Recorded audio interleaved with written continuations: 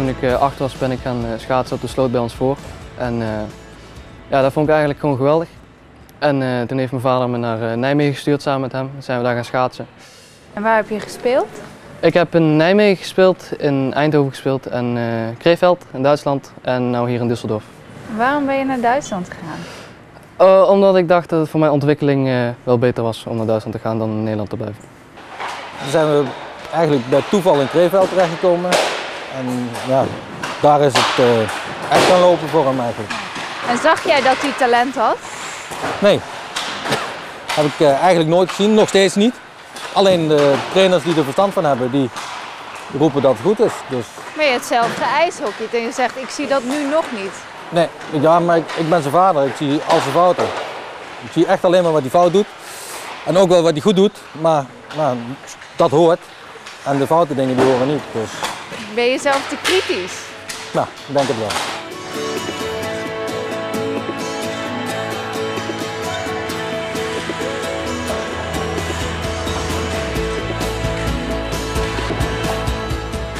En wat vind je nou zo, wat trek je zo aan in het spel ijshockey? Ja, eigenlijk alles, de snelheid. Het spel ligt ja, bijna nooit stil eigenlijk. Het team zelf, het is harde sport en daar hou ik ook van. En het is toch iets anders dan voetbal. Ben je hier de enige Nederlander? Nee, Luca Hutmakers, die speelt hier ook. In Duitsland zijn wij de enige 2 Nederlanders tot nu toe. En trek je dan ook extra veel met hem op?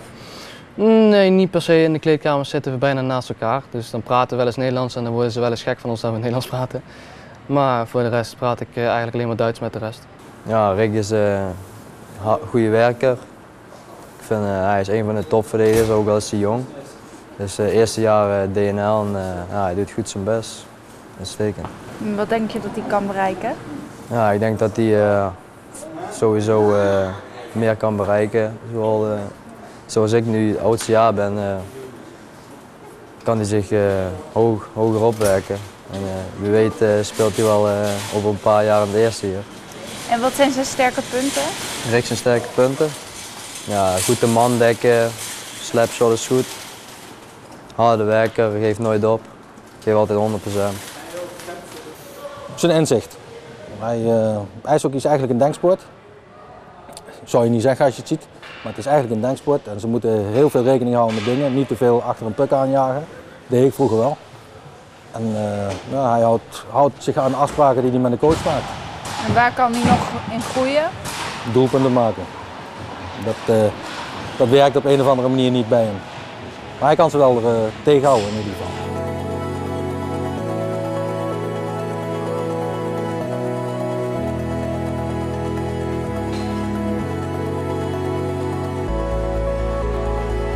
En heb je ook nog vrienden zo in Venray? Ja, ik heb ook vrienden in Venray. Ik kan alleen niet altijd, of niet altijd, ik ga eigenlijk nooit uit of zo s'avonds, want dan moet ik weer trainen of zo. Ja, als we iets gaan doen of zo, dan is het altijd, hey Rick, wil je ook mee? Wanneer kan jij?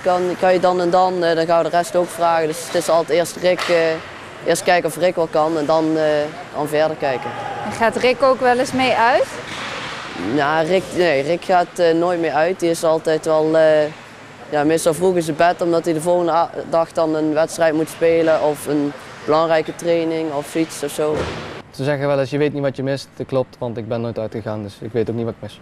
Nog nooit een biertje gedronken? Ja, daar wel. In Oekraïne, in het WK, onder 20, had ik mijn eerste bier gedronken.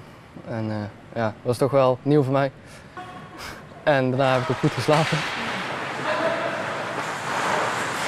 Hoe combineer je dat met school? Ja, als we gaan trainen, dan eet ik van tevoren. Als ik thuis kom, dan eet ik iets. Dan pak ik mijn spullen, mijn huiswerk die pak ik, die stop ik in de auto. Dan slaap ik op de heenweg een uur en dan train ik op de terugweg, dan maak ik mijn huiswerk. En dan hoop ik dat het af is. En ja, dan ga ik de volgende dag weer naar school. Hij zit gewoon op Draailand in Venray, in 4 VWO nu. En dan is het naar Düsseldorf rijden. Op de heenweg is heel gezellig, ligt hij te slapen. En op de terugweg doet hij zijn huiswerk. En jij bent er altijd bij? Ja. Hoe vind je dat? Je geeft er heel veel voor op eigenlijk. Ja, maar je groeit erin.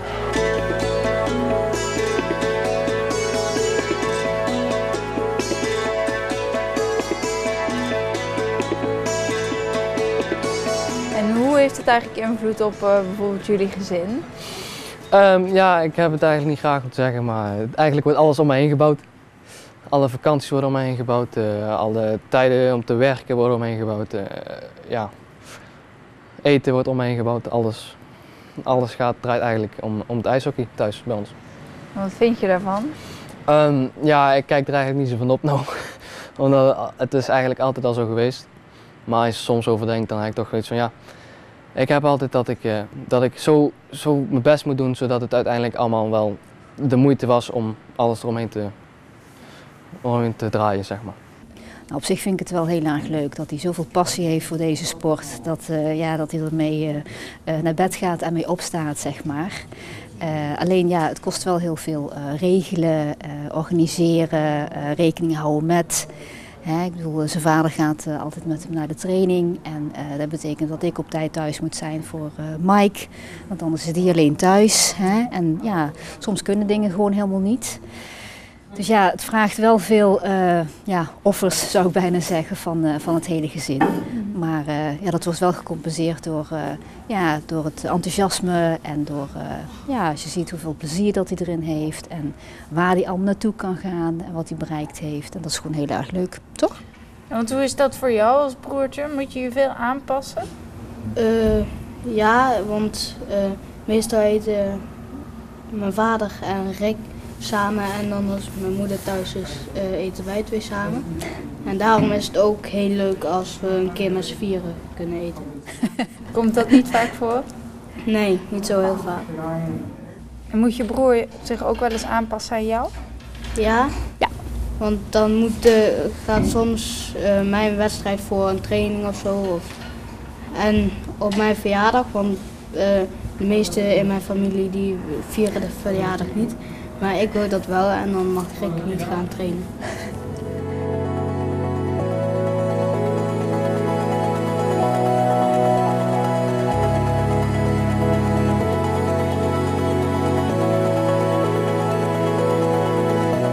Maar hoe vind je het bijvoorbeeld dat je vader altijd zo fanatiek meegaat? Eigenlijk is het bijna een manager. Ja, ik vind het eigenlijk wel geweldig. Ik zeg het nooit, maar het is wel waar.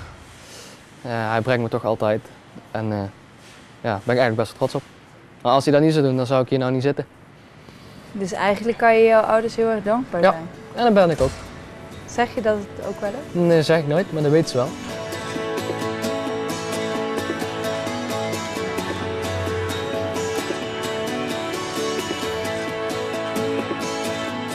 En wat is nou een van je mooiste herinneringen tot nu toe? Mijn mooiste herinnering is steeds de WK in Oekraïne met onder 20. Was mijn eerste WK, sorry. En dan stap je toch het ijs op en dan hoor je het liedje dat ik altijd hoorde als je boven in de tribune zat bij het WK. En dan stap je het ijs op en hoor je dat liedje en dan hoor je 4000 man hoor je schreeuwen en juichen en alles. En dan stap je het ijs op. Ja, dat is gewoon geweldig. Ja, dat was natuurlijk hartstikke geweldig, hè? Samen met de U20 van Nederland. Ik bedoel, op je 16e een WK meedoen. Ja, wie kan dat nou zeggen? Volgens mij heeft de trainer jou toen ook iets verteld, iets moois verteld, Ja, toch? de trainer die heeft mij heel veel complimentjes gegeven. Ik was de jongste verdediger daar en hij zei toch dat ik wel de beste verdediger was van het team toen. En daar was ik erg trots op. Ja, tuurlijk. Ja, hij zei dat ik een heel mooi WK had gespeeld en als een trainer dat zegt, dan dat is toch wel fijn. En nou ga je binnenkort ook naar Detroit? Ja, ik ga naar Detroit over 4 weken zoiets. En dan gaan we daar kijken met onder 18, is dat, Nederlands team onder 18. En dan gaan we daar kijken hoe wij daar presteren. En ik hoop natuurlijk om gescout te worden. Dat hoop je altijd als je naar Amerika gaat. En dan gaan we ook kijken hoe het zit met de universiteiten daar. Voor als hij klaar is met TWO hier, om te kijken of dat hij op een universiteit daar kan komen en kan spelen. Want, is het een ambitie? Ja, hij willen ze allemaal, de Nederlandse jongens, toch een keer in Amerika terechtkomen. En dan, dat is een mogelijkheid. Is dat je droom, zeg maar? Ja, Amerika is toch mijn droom. Amerika, NHL. Ja, maar dat is bij iedereen zijn droom. Zou je mee verhuizen? Nee, denk ik niet. Wel vaak gaan, maar verhuizen niet, want ik heb nog een kind. En gaan jullie dan mee verhuizen? Ja, nou daar hebben we het al een keer over gehad, hè. Kijk, een paar jaar geleden had hij misschien naar Canada gekund, maar toen was hij natuurlijk pas 14. Nou, ik zoiets van, ja, om dan de hele boel om te gooien en daar naartoe te gaan, nou, dat gaat niet lukken. Maar goed, wie weet. Hè, als Mike dan in Amerika gaat honkballen, dat is misschien ook dan toch wel heel Jullie doen wel erg leuk. allebei Amerikaanse sporten. Ja. Zou je wel naar Amerika willen? Ja. Maar dat gaat ook heel moeilijk worden. Dat komt er wel heel heftig uit, hè? Ja, dat je dat wil. Daar hebben we het eigenlijk nog nooit echt goed over gehad. Maar als je dat ook leuk vindt, ja, wie weet. Ja.